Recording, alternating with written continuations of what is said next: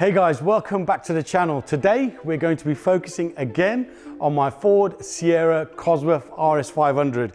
I've got to say, you guys absolutely love the RS500. I didn't realize the cult following that these cars have. Thank you for all the DMs. Thank you for all the messages and the recommendations and the referrals. I've even had messages from 3 of the previous owners, but we'll get into that later on in this episode. Today, we're going to focus on cleaning this car. Externally, yes, she needs a lot of love, but that inside, it still stinks. It's rank. That mold is still there. So let's get into it.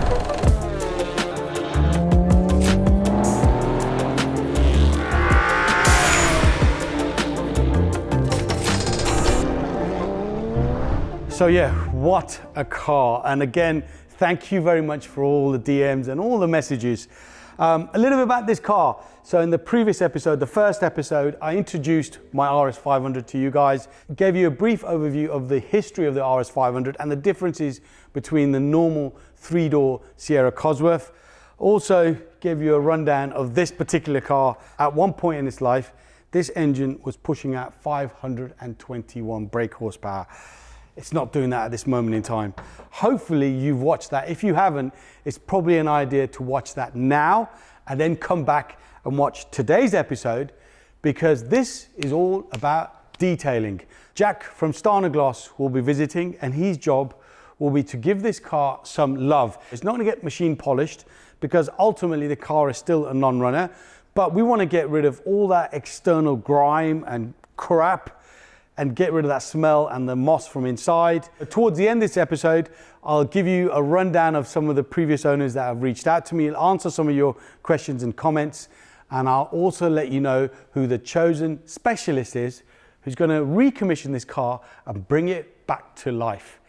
First things first, let's get this car pushed into our workshop. Definitely need these. I can't smell anything. It's all right actually, but now that I'm talking, I can taste it.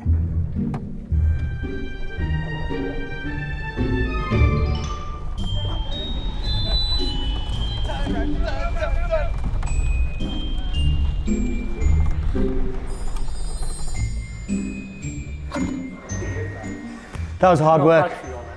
That was hard work even for me.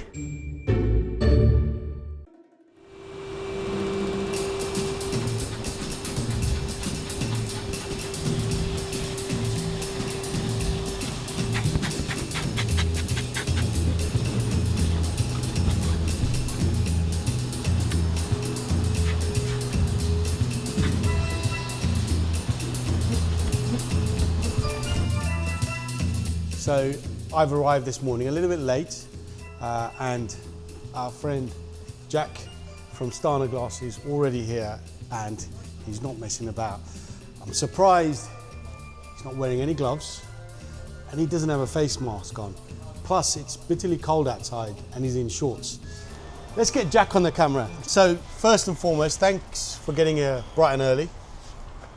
20 minutes earlier than you, so we'll call that early. Yeah, that is earlier than me. No, thank you very much for having me. And as much as I joke about these, I know how important they are, and I really do appreciate the opportunity. Although I do still think you're a bit weird for buying one.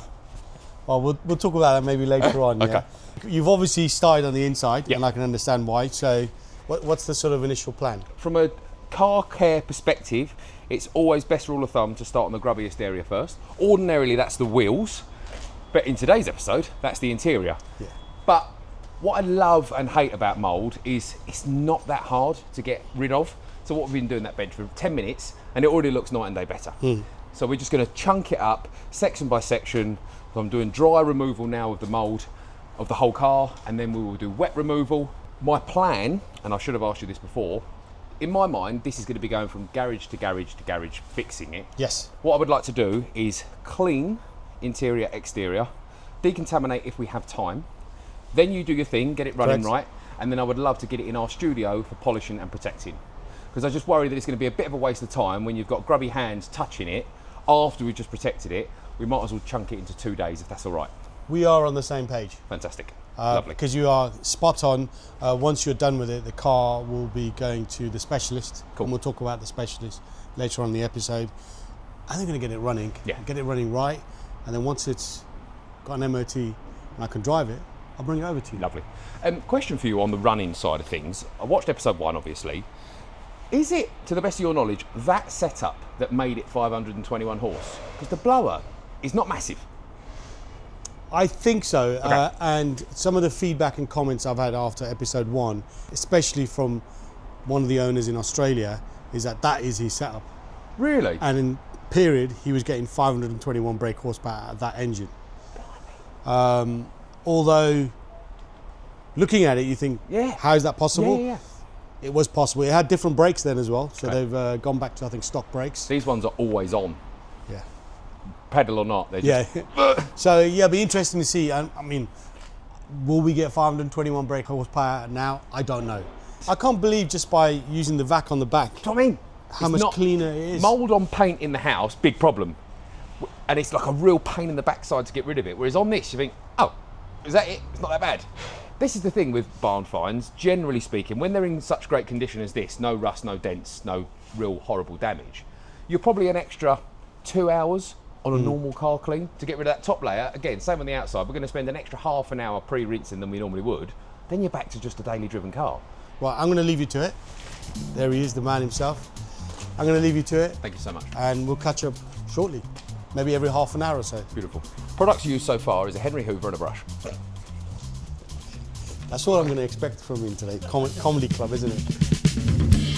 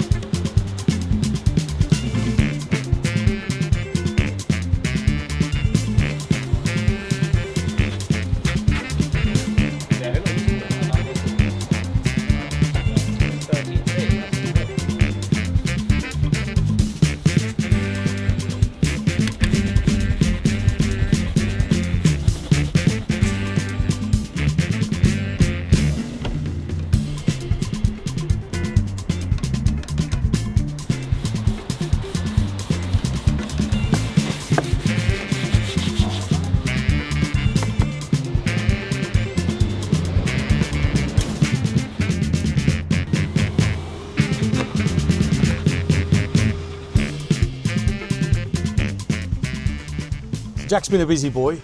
The interior doesn't have that ranky smell anymore. It No. smells of your aftershave. We're getting through it, absolutely. What aftershave are you using? Tom Ford, don't you know? Okay, it's the best, only the best. Tobacco vinyl, which is, to be fair, tobacco is probably quite suiting for this. It is, yes. It's got ashtrays in the back of it It has indeed. for the children. Oh, let's open the front one. What's he got in there? Go on. Oh, it's got a general admission ticket for What year is that? 2017. So when it came back into the UK, 2016 we found in the boot. That was 19 quid. this was 20 quid, so we went and buy a pound. What do we have here? A Donny plaque. Happy days. It's just steeping in history, isn't it? It is. Happy days. So yeah, I've seen obviously you've done an amazing job on the seats. The fact that I can sit on the seats without having to worry about, Getting a tetanus shot. yeah, is great. I notice you've already pulled the mats out. You're giving them a nice deep dive clean. Yep. You're now onto the dash. What are you using? My little interior cleaner, which is an all-purpose cleaner that can be used on every single interior surface, suede, leather, Alcantara, plastics, vinyl. One thing I did want to mention, like we spoke about earlier on, because this is going to be going to garages, having dirty bums on it, I'm not going to wet vac. One, for time, two, for, it feels a little bit of a waste of time. Correct, I agree. But we've got rid of the heavy stuff, the mould, but then we will do a proper deep clean, and then we will stop that mould from reappearing after we've wet. I totally agree with you, and the fact that over the winter month is going to be recommissioned, potentially it's going to get a little bit dampy and horrible inside again, and then maybe in 2026, early part of 26 when it's back, we'll get it over to you and you can absolutely give this car some proper love that Even it more deserves. bins. Yep. The only thing I want to give the car some flowers. Whoever had this before you must have cleaned it before it went into storage, which is saying something, because it is all just surface stuff. That's good to know. It is. It's lovely. It's good to know. I mean, it's like a totally different car already. I'm going to tackle this soon. So I've gone over there, now doing it, and then that's the last bit, because I don't really know what I'm going to do, because that is manky. Also, 496, late car. It's a very late car. Any ideas if 500 on 499 is in the museum? So there's a lot of internet chatter, and maybe some people can enlighten us. I'm sure people will do. I'm sure. I've been told cars 497 to 500 were kept by Ford. So this is the last one. Yeah, so Potentially. this potentially, I don't know. That's big. But this all could be internet chatter, we don't know. So it'd be lovely to hear that from you guys and what the actual history is on 497 to 500, and if actually somebody does physically own that car and if it still exists. That'd be good to know. Well, let's just use the thumbnail. He's the last ever RS500 on the road. Being cleaned by Jack himself, Some absolute who absolutely loves Fords. Just my favourite place to be is sat in a Dagenham dustbin. Right, leave you to it, mate, on Thank that you, note.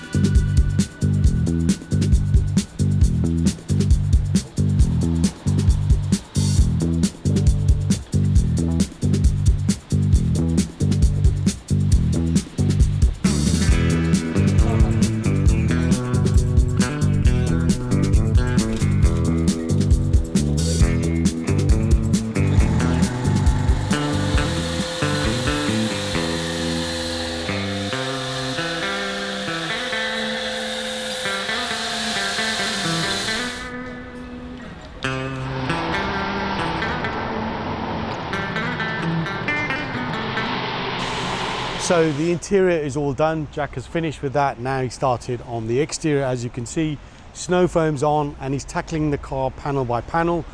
With the wheels, I don't really think there's any point in spending an hour or 2 hours trying to get all the grime off the wheels, because ultimately the wheels are going to get refurbished. And the tires, I don't even know the date stamp on the tires. They're going to be very old. We're going to need fresh tires. So as you can see now, if you look along the passenger side, the grime is already off the car, and she looks totally different. In fact, the car looks very straight. So very excited. Interior clean, the smell is gone.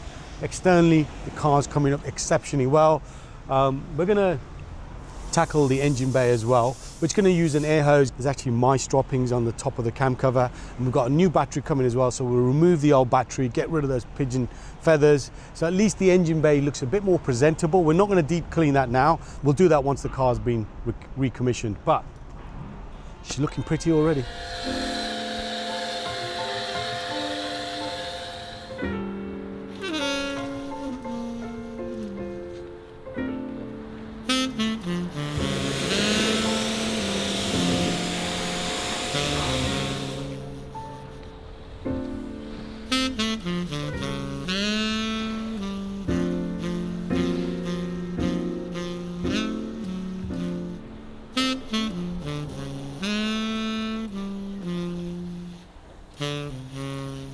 Right, we're all finished, from what I understand. Look at the smile on his face. Just glad to see the back of it, to be honest. Well, you are going to see it again, so... Yes, yeah, absolutely. Yeah. I would love to finish it properly. I'd like to think you agree. It looks a lot better. Night and day difference. Good, good. I'm glad you see it. Let's see if that rank smell has gone. Ooh, smells of I would love flowers. I would love if you could leave the windows open for a few days. I know that's hard in winter, but then again, you could leave it indoors. That will help. And then when we get into wet vac extraction, that will help even more. But yeah, it's a process. I didn't realise that that sort of grime was just a layer on top of the seats. Yeah, because it was just top layer. It really, really was. And even the carpets weren't hanging. There was a bit of foam down there. I'm assuming that was a little bit of vermin, but yeah, not crazy. Exterior-wise, yes. Again, very fortunate. I was gobsmacked after doing the initial pre-rinse, blew the top layer of dust off, did a contact wash. I thought, oh, I wonder if there's any ground in dirt, and we'll exfoliate that with a clay bar. Smooth as a baby's bum. Really, really smooth. I could see there's quite a few swirl marks and so on, but nearly 40-year-old car, and obviously... It's allowed them. Yeah. Absolutely. And I'm sure that when you do detail it in the new year, we can get rid of most of those swirl marks. Yep. Even just cleaning the tyres and the wheels without going in too deep, they've come up really well. Yeah, but yeah, I've actually really enjoyed cleaning the car because it has made a world of difference, and it hasn't been painful to get there. we will see you again in a few months. Yes. Appreciate all the love, time that you spent on this car today. This is the rarest car that I've ever cleaned. The really? nearest thing to was an F40, and there was 1,300 units of those, or 1,130. So you're comparing this RS500 to an F40? Well, it's twice as valuable because it's twice as rare. So stick that on a t-shirt. If only, if only.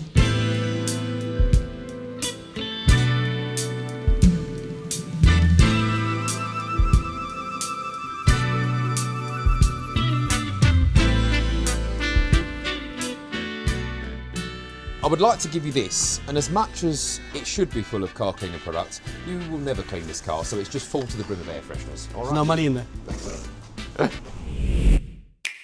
Right, car is now back in the workshop.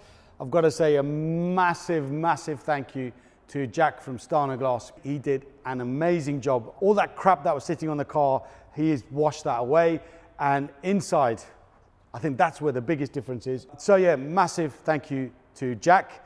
Now, one thing that we haven't done since I've purchased the car, and I say we because I'm going to introduce you to Parm, who's my right-hand man here at Car Security, is actually get the car in the air. So what we're planning to do is just have a quick walk around the car, look at some of the areas of concern, get the car in the air, and just have a quick look underneath and see if there's any major areas of concern underneath. So Parm. Some of you may already know Parm from Car Security, but I've had to get his help here because he knows a bit more about the mechanics and the understanding of engines and cars, a bit more than I do. So before we get it in the air, what do you think? For a 39-year-old car. 38. 38. It looks better than I looked at 38, so yeah, not bad going. Yeah. Look, and for a car that typically back in the day was purchased to be, let's face it, thrashed. Anyone that had bought a Cosy back in the day, let's face it, it got hammered. But looking down the sides, it looks like a honest car, shall we say? The bonnet's a different colour, so I think that different shade, sorry, so that's been painted at some point. It's got some blistering, which normally, this sort of blistering normally happens to aftermarket paint. The front bumper's been painted as well. definitely painted. Now I know that this boot's been damp, so let's see. There's a bit of bubbling on the corner here, mate. You've probably seen that, and it's underneath as well. Underneath, it is just surface rust. It's not gone through. Again, this is all surface rust, mate. That's not bad, actually. That's not bad at all. This could have been a lot worse. I've seen a lot worse on newer cars, to be honest. Any car of this age, the common areas are going to be jacking points, sills, and rust around kind of like spring turrets and stuff like that. What have we got up here? Surface rust up there. I don't think it's anything structural. Now, even here, that's just surface rust.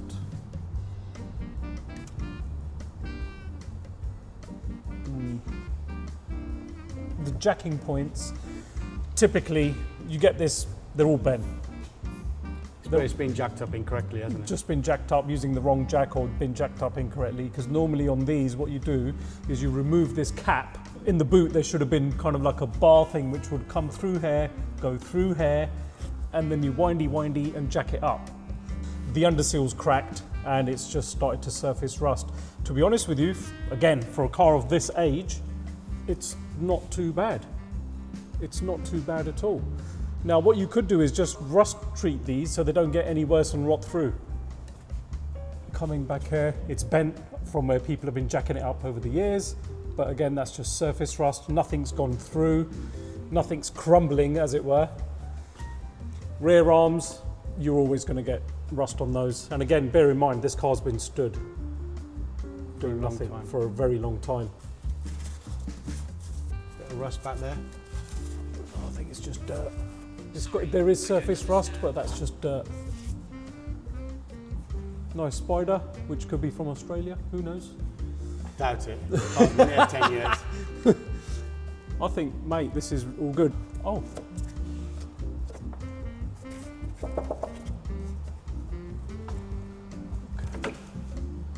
Nothing to report here, sir. That sill is actually mint. There's not even surface rust on that. That's pretty cool. You got a little bit on the join here, but you get that on cars after 5-10 years.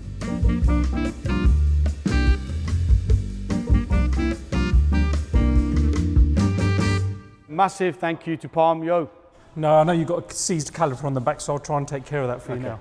But That yeah, will no help. worries. Yeah, good car, mate. Nice one. First time we've seen the underside of the car, and both Parm and myself agree that for something that's 38 years old, pretty good condition. And I do think the fact that it spent 13, 14 years in Australia has most definitely helped keep this car in fantastic condition. A lot of you, after watching the first episode, there was one common name that was mentioned for the recommissioning process or engine rebuild, whatever you want to call it, and that's Paul Linfoot. And I'd already known about Paul Linfoot before I even bought this RS500. I've seen his YouTube content and so on. He is the guru when it comes to RS500s. He has raced them and he does restore them. So I had a conversation with Paul Linfoot the other day, and he knows this car very well. He has spoken with 2 of the previous owners, including Happy, and he knows about the modifications and so on. Paul did actually mention that this car probably does not need an engine rebuild. It needs recommissioning. He is super busy at the moment. He's got 5 or 6 cars that he's got there that he's working on. So the car won't be going to Paul Linfoot, but Paul has said to reach out to him whenever I need for parts or for information. I've already asked him for 2 front lights because, as you can see, that's got a lot of rust in there, and I think that will probably fail MOT. We're going to have a list of parts that we need, and we'll have a chat with Paul. And at some point when the car is running, driving well, we will take a journey up to see Paul, and he's in Yorkshire, and we'll shoot a video with him, and he can give an overview of this car and appraise this car as well, and we'll have a little walk around his workshop. So thank you all for mentioning his name, and thanks to Paul for taking my call. Also thanks to Adam as well for connecting us. Now, previous owners, 3 of the previous owners have reached out to me, and one of them is a gentleman called Tyrone Brown, who was the 2nd owner in Australia, and he sent me a DM on Facebook, and I'm just going to read it out. He owned the car while it was in Queensland and had both of the number plates that I mentioned in the first episode. That's 521 BHP and also RS500. He sent me a few pictures as well of the car while it was with him. He bought the car off Mark Keane, who's the gentleman that immigrated from the UK to Australia and took this car with him. Mark did a swap deal with Darren Marsden, who was the owner who had the car, front cover feature, performance Ford. Mark did a swap deal with Darren. Mark swapped his Monte Carlo RS Cosworth for this RS500. At the time, it's probably a great deal. Now, I don't know, you guys can let me know who got the better deal. The car was also featured in Fast Ford magazine. So if anyone has a copy of that Fast Ford magazine and they would like to let it go, please drop me a DM. I'd love to have it.